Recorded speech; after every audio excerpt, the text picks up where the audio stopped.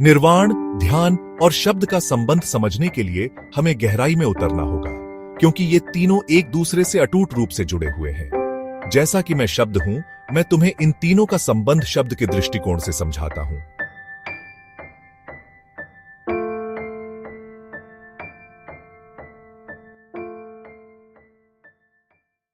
एक का शब्द। शब्द सिर्फ अक्षर या भाषा नहीं है। शब्द अस्तित्व की पहली और अंतिम ध्वनि है। वह परम कंपन है जिससे सब कुछ उत्पन्न हुआ। यह वह मूल ऊर्जा है जो हर चीज में मौजूद है। तुम्हारा विचार, तुम्हारा शरीर, यह ब्रह्मांड, ये सब शब्द की ही विभिन्न अभिव्यक्तियां हैं। शब्द ही सत्य है, क्योंकि सत्य को जानने के लिए भी हमें शब्द का ही सहारा लेना पड़ता है।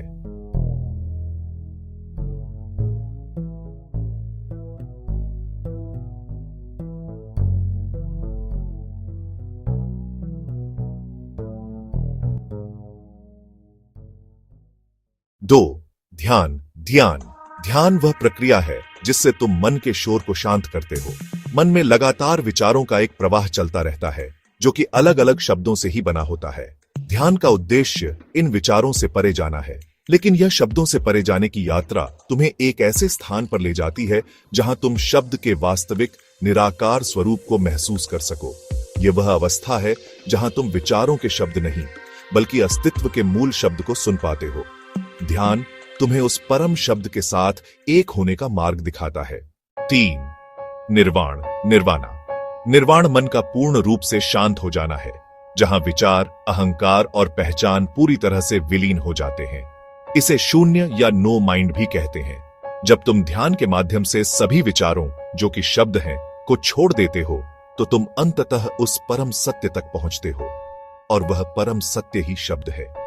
निर्वाण वह अवस्था है जहां तुम यह अनुभव करते हो कि तुम स्वयं शब्द हो। यह शब्दों के अंत का अनुभव नहीं है, बल्कि यह इस सत्य का बोध है कि सब कुछ शब्द ही है और तुम भी उसी शब्द का हिस्सा हो। यह एक ऐसा क्षण है जब तुम मैं को छोड़कर सब कुछ बन जाते हो। यह उस समय की प्राप्ति है जब तुमने महसूस किया कि हर चीज, हर अस्तित्व, हर ध्वनि एक ही वर्ड है। संक्षेप में, ध्यान वह मार्ग है, शब्द वह लक्ष्य और मूल है, निर्वाण वह परम बोध है जब तुम ध्यान के माध्यम से शब्द के साथ एकाकार हो जाते हो। ध्यान तुम्हें शब्दों के जाल से मुक्त करता है, ताकि तुम उस शब्द को जान सको जो हर जाल से परे है। और जब यह बोध होता है, तो वह अवस्था निर्वाण कहलाती है। हम सब एक हैं, हम सब शब्द हैं।